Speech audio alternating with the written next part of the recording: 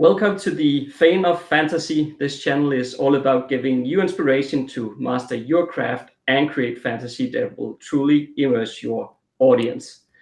So today we are gonna talk about a subject that I hold pretty dear to my heart because I love magic systems. I love world building, but especially magic systems because that is kind of an integral part of the world building overall. And to help me today, I have EP Stein here. So maybe you want to say a few words. EP Stein, I'm a writer with Dragon Scale Publishing. I've been a playwright down in the Los Angeles area too, but now I focus on novels. Cool. So maybe a good place to start is a bit of, let's say, a thought about what it is that we mean when we say magic system and how does this, I mean, magic we all understand, but there is this system word. So should we start there, putting a bit of context about what we're talking about? Well, magic is a staple of the fantasy genre, just like you might say super science is a staple of science fiction genre. Though there's some science fiction will focus on what's realistic, like Arthur C. Clarke's early work, where he tried to work as closely with the what is available to NASA at the time. But then you get to the more advanced stuff, the Star Trek and Star Wars, where it's really just magic with a different name, and the scientist is your wizard, and the technobabble is your incantation, so to speak.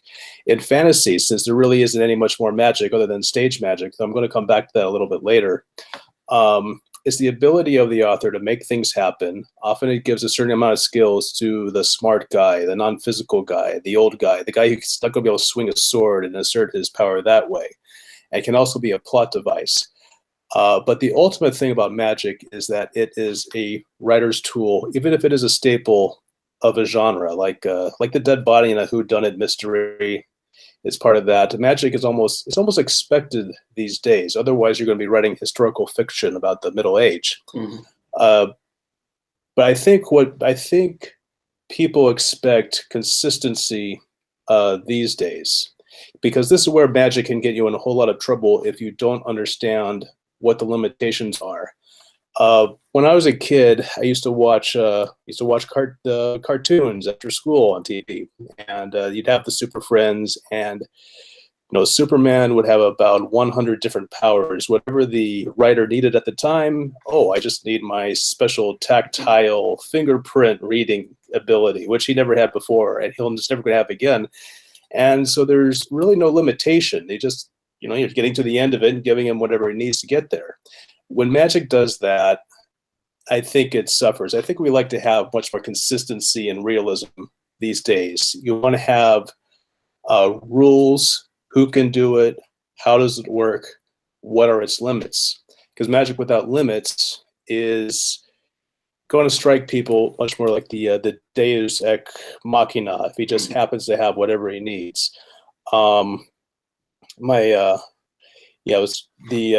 There's another TV cartoon. I remember my brother saying this to me when I was like 5 years old. It was called Richie Rich, and the little rich kid just had whatever gadget he needed to get out of any situation. That's even nice. if he lost everything. I remember one time the crook stole him, stuck him in a prison cell, and he said to his girlfriend, like, they took every gadget I have, except for my shoes, and they have these suction cups so I can walk out the window and go down the wall. So people I don't think expect that these days. We like to have a nice magic system that is defined, that is limited, that does not break the plot, because if it's too powerful, again, there's no challenge. And your character is only going to be as interesting as their challenges. And nothing kills the story more than, like the God mode of a video game. You just have to have some sort of limitation, or it just isn't interesting. I certainly agree with that, and because I always like to talk a lot about immersion, and for sure, if there's anything that will break immersion like nothing else, if all of a sudden you whip out this kind of magical ability that was never mentioned or seen before, and then it resolves the whole thing, and possibly the worst thing you can do if it kind of resolves the whole climax of everything, it's like a deadly sin almost. Yeah, it's always and yeah, it's gonna derail it. There's yeah, I read a book not too long ago where the hero by himself is limited, but he gets this magician companion, and she solves like 99% of the problems, and most of it is just her explaining her ability to solve the next problem. And I just had a issue with that. But the other thing was, but again, magic is part of the other thing about magic that is unique to the ability is magic is almost always rarity. It's something that a few people can do. It's not generally something that is universal. I think the reason for this is that it keeps its allure by being rare. Magic is almost always rare. It's not, maybe there's some comic books where everyone has it, but if magic was as common as owning a cell phone or a smartphone these days, which probably would seem magical to a lot of people, it lacks that same appeal if it's universally available. So it's not just a hammer that anyone can pick up and use. So you're going to want to almost every magic system. I think the first question is, who gets to do it, and why do these people get to do it? And that is almost always the first question that I see people defining on a magic system. So I was breaking it down and trying to decide what to use for my own series. So the first question was, who can do magic? Now there's several lists. One category I tend to call inborn. You just were born awesome. You just have this ability from birth. That could be Elsa from Frozen. That could be the Jedi from Star Wars, who just have this genetic predisposition to be talented with manipulating the Force. That's the Dovahkiin from Skyrim. You know, you're just lucky enough to be able to use all these awesome things that nobody else can do, or learn as quickly, or whatever you like.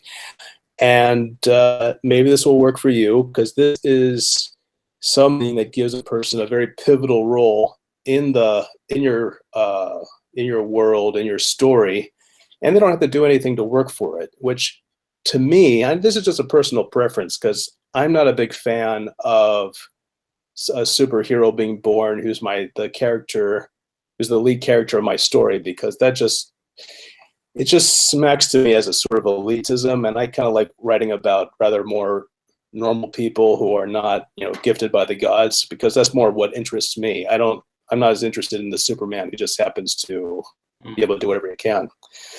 So that's the inborn. Another method I tend to I called it training. And this idea is that everyone can use magic. You just have to. You have to study it for a very long time. And now this is pretty interesting, because then you have to decide how long is the arc to learn something that's useful. And I'll give you an example. There's a story. I think there's a Buddhist myth or a Buddhist story that goes like this. A man goes up to the Buddha and he says, "Master, I have spent the last 25 years meditating, and I now have the ability to walk on water, and I can walk across the river, just like that." And the Buddha says, "Well, why didn't you just get a penny and take the ferry?" The meaning for this is, I don't know, not just that you could really do something normal, but it's if you did have to study 25 years to have the most mundane effects, I studied 25 years, I can now light a candle without a match. You can see that most people are not going to waste their time with this kind of thing, because the amount of time invested is not going to be the amount of time, is not worth the payoff. If it's just a semester of class, then everyone would know it again, and you're up against that limitation, because if I just study for 2 hours, 1 hour a day for one semester of school, and then I can fly, I mean, everybody would be doing it.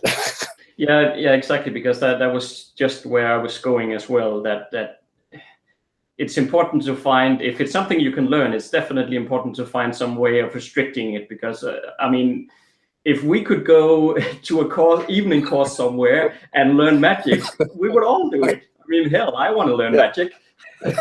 So there needs to be something to say that well, let's find that you want, but you can't just learn it for some reason. I don't know what that would be, but it could perhaps be that you have to be invited in. So it's like the secret society thing. It could be that it's hugely expensive, or maybe the ingredients you need are so rare that you can't just do it, or I don't know, something.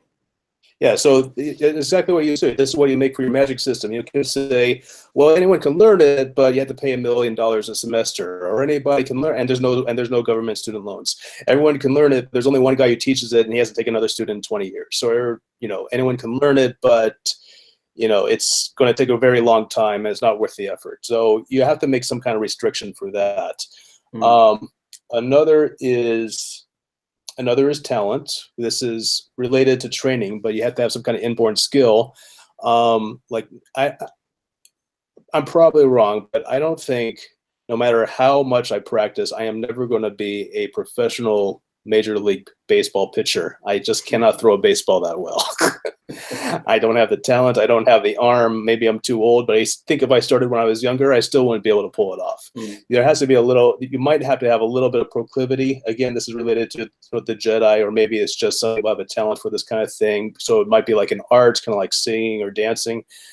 And of course, we can all study and improve ourselves. But another category I listed was I call this the special magical race, because having different races is almost as much of a staple of fantasy as magic. So only the elves can do it. Nobody else can. The humans can't, the dwarves can't, the orcs can't. Only the elves have these special abilities. And that would probably make everyone kind of get either jealous or mistrustful of the elves. You just might say, oh, you can do this and I can't, that's not fair. And you would have political ramifications for that. So that's another thing that you can think about. The next category I went to was called I already talked to a few about this thing, is the other thing that's very important about magic is limitations. So you have to define what can magic do and what can I not do, because I said somewhere in one of the Facebook groups I'm in, I called it the worst thing you can do in fiction, not just fantasy, but any genre you're writing, is what I call the IDCATC. I'll do those again. IDCATC. That stands for I don't care about these characters. They'll kill anything. To get to that point is like what we were saying earlier. If the magic can achieve any objective, then I don't care, Okay, here comes Bob with his wand and problem solved, Yeah. Bob's oversleeping. Oh my goodness, what will save us, So that's going to kill it. And I already talked about the Richie Rich syndrome. And the other thing is, if you have magic extremely powerful, don't make me angry, I can blow away your city. Then you're going to create, and you can do a story with this too. Then you just create a circle where wizards are up here and all the ordinary people are down here, and you have a sort of tyrannical political system. And that can motivate your story too. People are not going to want to be very happy with magic if it puts people all the way on top here, because you're creating a power differential, and that's going to find a way to balance.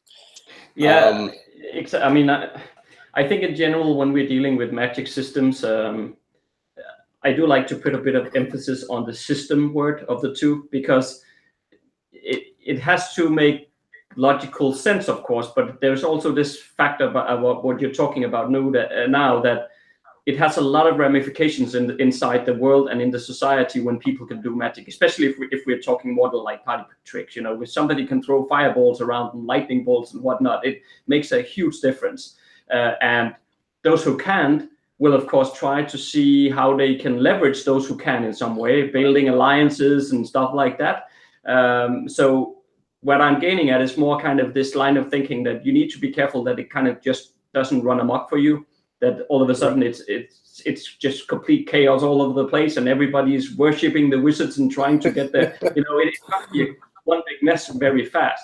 But of course, one of the things you can play with to kind of counter, and maybe you have some more thoughts you can add after this, but one of the things you can do to counter it is if it, for example, has like physical limitations on yourself as a magic caster. So you're going to get completely exhausted, or something happens, so you can't just keep throwing magic around. Or that is for sure one thing, or one way in which you can really kind of put a damper on it. And if if the wizards or the magic users then did want to do a lot of damage or attack something, they would have to work together. But maybe because they're so powerful, maybe they're not very good at working together. Maybe everybody wants to be the boss because I'm the big guy, something like that. You're approaching a major theme of my book, actually, and also the next category that I put up here. And I'm blanking out. What was I saying? Yeah, I'm sorry. I had a thought right where you were, and then it just went out of my head. It happens. It happens. I was talking about the physical limitations and so forth. Physical limitations and the. Oh yeah, that was a book. There was a book I read where it was like I think it was the 4th volume of the series. It was an R.A. Salvatore, and the main character, he got such a big power upgrade that all of a sudden he's in the inner sanctum of the bad guy. He's surrounded by soldiers. He says one magical word, and half of them die, half of them cover their ears screaming in agony. And at this point, I just started skipping. I was skipping pages. I was just like, okay, let me get to the end of this thing. The other thing I was going to talk about, it was magical. It was magical costs, and that's part of magical limitation is, what does it cost me to cast the magic? This is another way of limitations, and again, it's another way of everyone doing it. So in the old Dungeons and Dragons, which I think they call Vancian magics, the wizard would wake up in the morning, he would stretch, he would have a cup of coffee, he would study his spell book, and he would study a version of his spell. Okay, boom, that's how I do Fireball, right? Oh, that's what it was. Okay, let me come back to this later. Can I do that? Can I backtrack a little bit? Yeah, okay. Yeah, of course. Backtracking a little bit, reverse. I finally came back to me. Yeah. We were talking about the implications of magic existed. There's a book by a very fun little series by Robert Aspirin called the Myth series, and I believe it was the second book, Myth Conceptions. The protagonist, Skeeve, who is he's like an apprentice wizard. He's much better at bluffing than using his actual. He has some powers that are useful, but he's much better at bluffing than actually using them. He gets hired as the court magician, and the reason they're hired is because they want to save money and not hire an entire army to defend them from the invading empire. And they said, well, if we hired a big army, we'd probably get killed anyway and cost a lot of money. So we'll just hire one wizard and send you against the army. And he wins, not with magic. More, it's like, hey, how about we buy you off? And he does it through negotiation. And then there's just talk. They're like, okay, we're going to disband the army and we'll have you walking the field. And he doesn't do that because he says you don't need to pay an expensive wizard to guard the borders. But it was an interesting example of the ramifications. If you do have one guy who can wipe out an army with a spell, why the heck do you need an army? That's the social. That's the political effect. Back as I was going through magical costs, so the Vancian magic, like I mentioned, which was used in Dungeons and Dragons, at least in the early days, they might have changed it. They keep coming up with new editions.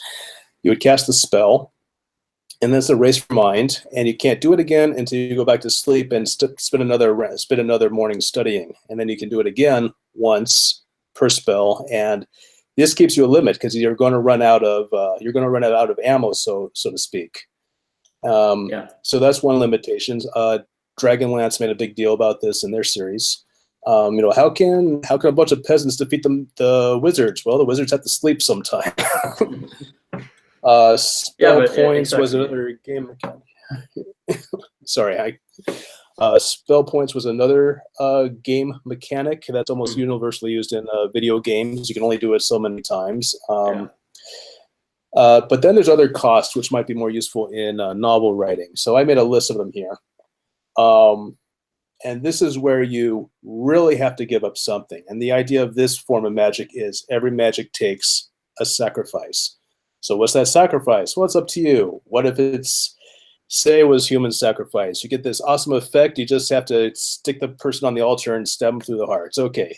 That's a big cost, especially, Yeah. Another is you appeal to the demons. You open a rift to the demon world. You let this monstrosity to ours. He gives you some bonuses, and then he flies off to wreak havoc on the innocent. Wonder if there's an incredibly expensive cost to it. You have to have a wand, and let's say they cost, they cost $1 million. It costs $2 million to make your magical crystal wand, and maybe you're part of the nobility. It comes out of the tax coffers. Sorry, you can't have that. We can't build the reservoir. I need this magic wand instead. Yeah. Again, decades of study. You have to study for 30 years or so. There's what you said. What if every time you cast a spell, it costs a year out of your life, or you get exhausted and you have to sleep? You start withering away. You look like the Emperor after he does that to Mace Windu. You turn all. Remember the scene? You turn all cracked and withered. There was or better yet, what if every time you cast a spell, if you don't want it to take a year off your life, it takes a year off somebody else's life, which is kind of like the human sacrifice idea. Yeah. And then there's Dark Sun. Yeah, there was a Dungeons and Dragons game world for a while called Dark Sun, and the idea behind it was that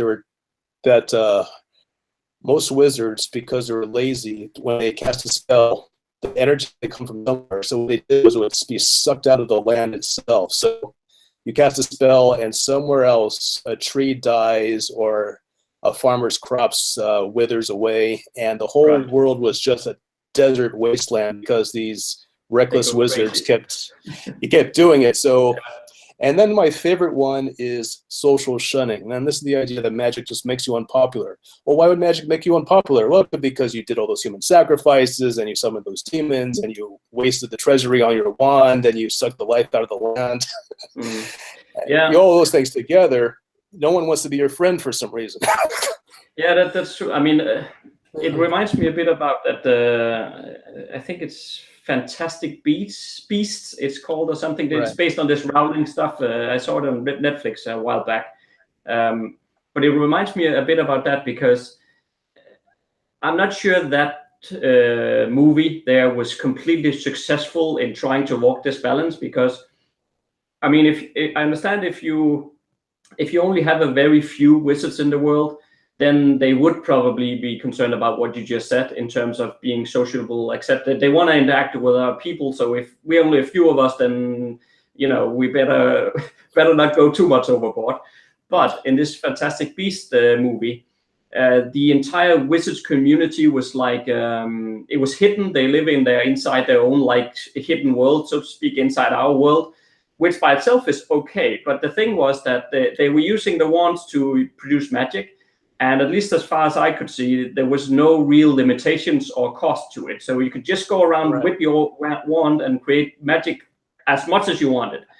And it wasn't not either that there was only a few of them, because they basically had a whole secret society.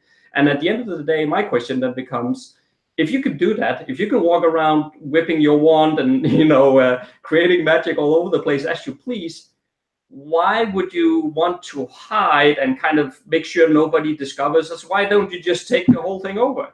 I mean, you have all the power. It's an interesting question, and with the Harry Potter series, I think the real crux is oh God, my wife is going to get mad at me for saying something like this, but she loves Harry Potter. I think it's mostly a sort of like a boarding school or house of mystery kind of story than it is wizards in the modern age. Because if I recall correctly, there's very little crossover. You don't get wizards just are not interested in walking down Fifth Avenue turning cars into pizzas. I don't know why, but they just don't seem to be. That's true. But in Fantastic Beasts, in Fantastic Beasts, it's not Harry Potter, but it's the same kind of setting. But this is like in our world. So it's not like a Harry Potter school that is off in their own kind of place. It is in our world, and they're walking around the streets with the rest of us. And I just don't understand why they would be so hooked up on trying to hide their existence when they can just do whatever they want. Why? I don't get it. It's because I guess it's not the kind of genre. Someone could easily make a genre out of that and have it be a very major plot point. So the other thing, got another note here. Another thing you can do with your world, and this is something which I did it because I did it as part of my focus, but I'll be talking more in detail. I'm going to be saying that for last. But another aspect you can do if you're ambitious is to have different types of magic, and this is this again in I keep going back to Dungeons and Dragons, but they had the wizards who did the magic from the books, and they study and they do all that, and then they had clerics who would have magical effects by worshiping the gods, whoever they happen to be, and they were different focus. The clerics were mostly healing, while the wizards were throwing the fireballs. If you want to do that, you can make multiple magical systems that each obey their own special rules, and if you do that, then you're also going to probably have to figure out the politics of it. What does magic A think of magic B? Or if you want to not do it with spell books versus the gods, it could be, well, this guy studies how to throw fireballs, while this guy studies necromancy, how to bring the dead back to life. This guy makes illusions, which was, yeah. And on that one, another citation I mentioned was, there's a Sam Raimi movie that came out a few years ago, which was Oz, and Oz sequel to The Wizard of Oz. Not that I think anyone really has the. That's a big movie to follow up 60 years later. But Yeah. I was watching it with my wife, and I loved it for some. I'm not saying the whole movie was great, but the wizard, or Oz himself, who is just a stage magician, just this guy who works at the circus. He finds himself in Oz, and he's told, and he's like, you got to beat the witches with their real powers and everything like that. He's like, oh, sure. And I just found it so fascinating. You had this guy who had nothing but sleight of hand, stage magic, no real abilities, and he had to go up against real, flame throwing wizards or witches. Right. I just love that because it was a David and Goliath moment. It was like, how the heck am I going to pull this off? And he manages to pull it off with the series of bluffs. So I thought that, was it a great movie? It had its moments, but I just loved the disparity between those two. I just thought it was a great plot element. Yes, exactly. That is an extremely good point you're touching on there, because what makes the characters interesting is also when we can relate to them. And when you have like Neo from the Matrix, the one who can fly and do everything, he's not very relatable as a character. Whereas if you compare Neo to somebody like Frodo, why is Frodo so amazing good a character? It's because he's just like an everyday man. Of course, he's a hobbit, but he's like everyday man. We can relate to that, and he's going through all these struggles with nothing but a few skills. But he doesn't have much except an incredibly bravery. That's what he has, and then he can use his swords a bit, but not even that well. And it just makes such an interesting story. Yeah, so that's why I think the only Matrix movie people really care about is the first one, where he starts out as a Joe Schmo before discovering the world. But once he has all the super abilities, it's not as interesting. It just it levels out, and there's, I can't even remember those movies. They're just a blur to me. Yeah. I know I saw them, but don't ask me to detail. No, exactly, and that's true, because that's the other part of when you have magic systems that, well, in Neo it's not really magic, but the analogy is the same, or the line of thinking here is the same. If you keep a story going too long, you are gonna end up in that power situation where the characters in the end will be so powerful that you cannot put anything against them and make it seem like this is dangerous now. And if it's not dangerous, it's not interesting, then there's no conflict in the story and we get bored. Right. So there is also this knowing when to stop. Okay, now they are big enough, so we probably need to stop now, because otherwise it's going to go godlike, and then it's going to be crazy. And then that's where you have all of a sudden all the galaxy beaming in, and it just gets completely out of control, right? And you see that in some of the Marvel universes as well, where it's just spinning completely out of control. If you want, one of the most,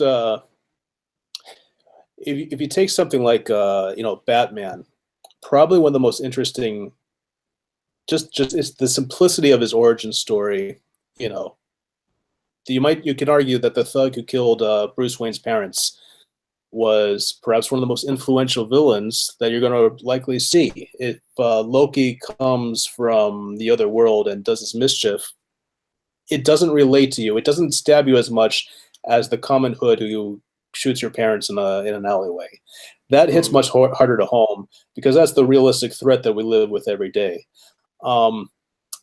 It's much harder to come up with we're being invaded by this super space monster because, how often does that happen? Yeah, exactly. So, and I think, and what you said about the Lord of the Rings, part of the concept of Campbell's, the hero's journey, is it always starts at the beginning, which is always a familiar. Before the call of adventure, the hero's always at what we tend to call home. And home doesn't mean good, it doesn't mean bad, it just means, all it means is familiar. It means, if familiar is you're sleeping in a cabin underneath the stairs with your in-laws, that's home, that's familiar. If it's living at the Shire, and the Shire is as rustic and nostalgic as you're probably going to get, a small town, everybody knows each other, they grow farms, they gossip, it's the familiarity is what establishes home. Exactly. It could be good, it could be bad, it could be destroyed, it could be, thank God I'm out of this place. It's where Luke Skywalker opens up on him, and he's a farm kid just doing his chores and wanting to slack off and talk to his friends. So if you don't have that, and it's always very difficult in fantasy where they just start off right in the middle of the action, and you get very lost in that kind of scenario. Yeah. Was there any last good points on your list of notes there that we need to get across before we come up on time here? The most, I was going to explain my own magic systems that I've been using in my books to try to see if I could balance these things out. If you're interested in that, if we're up to the part where I could talk about my own work. Yeah, sure. Well, next month, I'll do the easy one first. Next month, I have a book coming out called Dream Chest. And the story of Dream Chest is it's one of those mixes of, and it's real person in the real world crosses into the fantasy world. In this game, the protagonist Bridget, she crosses through into the fantasy world through a computer game because you got to keep these things going up. These things have to catch up with the times. Yeah. And in the fantasy world, she does have the ability to do magic, but it's only operative in the fantasy world, which makes perfect sense. In there, all she has to do is learn a little bit, practice, concentrate. Boom, she can do something neat. She goes back to the real world, and nothing magical there works at all. So it was all in a way it was all for naught. Or at least not requisite. So I thought that made sense because that only would work in this area. So that was my magic. It was a very simple magic system. That one didn't require anything too difficult. The other one I do is from my series Tenets of Exile, which is a much more traditional fantasy world, land of Kadatha. And magic here there's a mix of magic. It's what I said before with the Dungeons and Dragons things. You have the wizards and you have the clerics, and I had to explain the two of them. So here's the explanation. Most of the wizards operate by a method of spirits. There's spirits across the divide. Now, if you have a wand, you can, and the language, that's the incantation stuff. You can talk to the spirit, gets its attention, but you usually use the wand to train the spirit to do what you want it to do and get the effect that you want. But not all wands are the same. The wand has to be developed by the wizard. He takes a stick, whatever it is, and he has to attune it to a certain element first. So let's say you work with fire. He has to run it through the ashes of a flame, hold it over a candle. After he does this for about a year, so I'm taking the time. Yes, it takes a lot of time to do this kind of stuff. The wand becomes attuned to fire. You can do fire effects.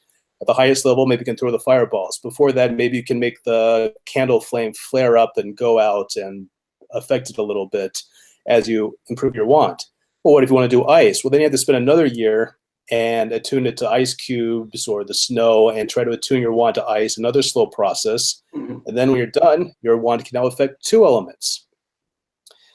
Now, the backstory is that thousands of years ago, teachers, a master wizard would have a very powerful wand, and he would pass the wand down to his star student. And the star student would become a very powerful wizard, attune it to more elements, and pass that to his star student. And it kept going until you had these extremely powerful wands by these folks called the Sorcerer Kings, who had a horrible war that devastated the world. And when that was over, the new law was every wizard makes his own wand. If you take another wizard's wand, whether you stole it or it's given, you're executed. That became the governing law for the next 1,000 years because they didn't want any more powerful wands to start another war. Right. So there you have the political aspect of the wizard. Oh, you can do it, but if you, this is contraband. If you can't let anyone else have yours, and you can't take anyone else's. So that limits it. If the wizard takes a wand that doesn't belong to him, he becomes a criminal. Right. Now the gods, the protagonist is a cleric from the Illuminated Exiles, and in their religion, they can get a connection to their god who can grant certain abilities if they read these very powerful books. They're very paranoid about who reads the books. If you read it unauthorized, it can hurt you if you're not ready to read it. But worse is if you do read it and you do get those abilities and you're not mature enough to use them responsibly, you can mess up everybody's mess up the culture, the community. So they are very careful who gets to read these books. They have a lot of taboos about handling them and knowing about them. So you get I have the scene where the wizard meets the cleric, and it's like, well, if you think all magic is you manipulating the spirits, I had to explain my abilities. And the wizard, who is an atheist, who doesn't believe that the guy's God anyway, just says, the god you worship is just another spirit, and that book you read is just another version of my wand. You're just doing the same thing I do, wrapped up with a bunch of cultural mumbo jumbo. That's his response. He's able to rationalize this guy's entire culture, which the guy, of course, finds offensive. But that's how we find things there. Does it exist? I leave it in doubt. Maybe it does. Maybe it doesn't. Just like the real world, we don't know these things. And that's how I try to handle. Make it limited. Make the magic limited. Only a few people will take the time to use it. It has its political ramifications to it, and it has a limit to its ability. And I try to hit all those points that I went on today on how to make magic a useful part of the narrative, but not to overpower the narrative with too much ability, whether social, political, or just altering the physical world. And so you can keep a handle of it. You make magic serve the story and not have the story serve your magic. That's a perfect, let's say, rounding off there on the topic. I could keep talking about magic system for a long while, but we also have to round off now. So where can people learn more about you? Where do they go? Well, I started a website. I'm still working on it. A blog. It's exiledwisdom.com. You can find links. You can find my books there, which link to Amazon. If you just want to go to Amazon directly, it's probably easiest to look up my name, E.P. Stein. My books are The Dream Chest is coming out in March. March or May, between March and May, somewhere, depending on when it's released. My other books are Codex of Light and Codex of Darkness, my first two books of the Tenets of Exile series, and I'm mapping out book 3 as we speak. Very cool. All right, so for those watching out there, thank you for watching, and you can also support this channel by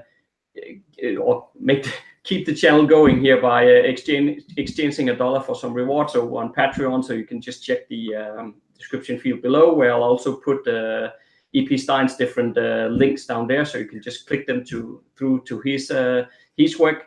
So all there's left to say is thank you for watching. Stay safe out there, if I could speak, and see you next Monday.